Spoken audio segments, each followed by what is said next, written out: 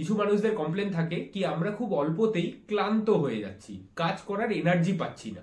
আজকের ভিডিওতে আমরা জানবো কি এই টায়ার্ডনেসের কি কি কারণ হয় আর এর থেকে বাঁচার জন্য আমাদের কি কি উপায় করা উচিত। শুরু করা যাক ভিডিওটাকে কি কি কারণে একটা মানুষদের এই টায়ার্ডনেস ব্যাপারটা থেকে থাকে। প্রথমত, যেই মানুষদের রক্তে হেমোগ্লোবিন বা আরবিসিটা কম থাকে, যেটাকে মেডিকেলি আমরা অ্যানিমিয়া বলি, তাদের মধ্যে এই সমস্যাটা দেখা যায়। জেনারেলি আমাদের বাড়ির মায়েরা, বোনেরা, দিদিরা যেহেতু প্রতি মাসে মাসিক হয়, তাই তাদের ব্লাড লস হয়, তো এই সমস্যাটা তাদের মধ্যেই বেশি দেখতে পাওয়া যায়। দ্বিতীয়ত, যাদের থাইরয়েডের সমস্যা আছে, থাইরয়েড গ্ল্যান্ড ঠিকঠাক ভাবে হরমোন দিচ্ছে না, থাইরক্সিন হরমোন ছাড়ছে না, তাদের মধ্যে এই সমস্যাটা থাকে।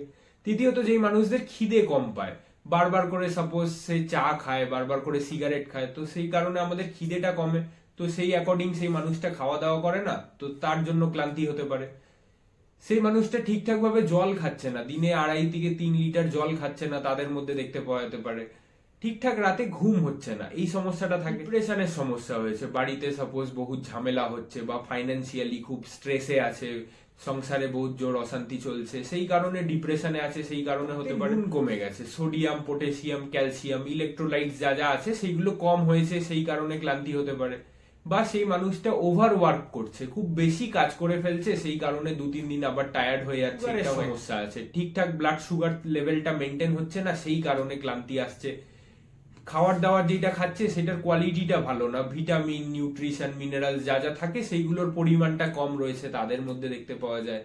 কৃমির সমস্যা হয়েছে, যেই কারণে কি কৃমিগুলো এই সব নিউট্রিশন গুলো খেয়ে নিচ্ছে, সেই কারণে টায়ার্ডনেস থাকে, নিউট্রিশনটা যেহেতু কম অ্যাবজর্ব হচ্ছে ব্লাডে। এবার আসি কি এটা রিমেডি কি, এটার থেকে আমরা বেরিয়ে আসতে পারি কিভাবে।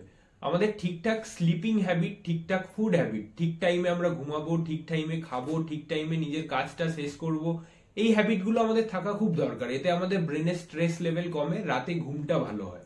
তো প্রথমত আপনার এটা করতে পারেন। দ্বিতীয়ত, এভরিডে আধা ঘন্টা এক্সারসাইজ বা যোগা আপনি যদি করেন, তো এতে অনেকটা স্ট্রেস লেভেল কমে, লাইফটা রেগুলেট হয়ে যায় ঠিকঠাক ভাবে। তৃতীয়ত, প্রতিদিন 2.5 থেকে 3 লিটার জল অবশ্যই খাবেন, তো এতে আমাদের বডিতে যত এনজাইমস গুলো আছে ঠিকঠাক ভাবে কাজ করে আর আমাদের ক্লান্তিটাকে কমায়। চতুর্থ, প্রতি বছর 2 বার কৃমির ওষুধ অবশ্যই খান। আমাদের পেটে এই ওয়ার্ম গুলো থাকে, তারা সব নিউট্রিশন গুলো অ্যাবজর্ব করে নেয়, তো আপনি যা খাবার খাচ্ছেন সেগুলো তাদের পেটে যাচ্ছে, তো প্রতি বছর 2 বার এই কৃমির ওষুধটা অবশ্যই খাবেন, যাতে কি এই সমস্যাটা না হয়।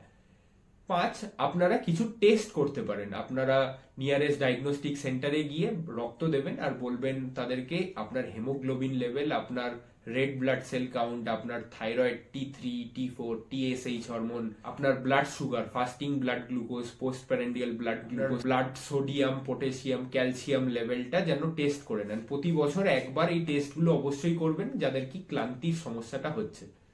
আশা করি ভিডিওটা ভালো লেগেছে। ভালো লেগে থাকলে একটা লাইক অবশ্যই করবেন, নিজের বন্ধুদেরকে অবশ্যই পাঠাবেন।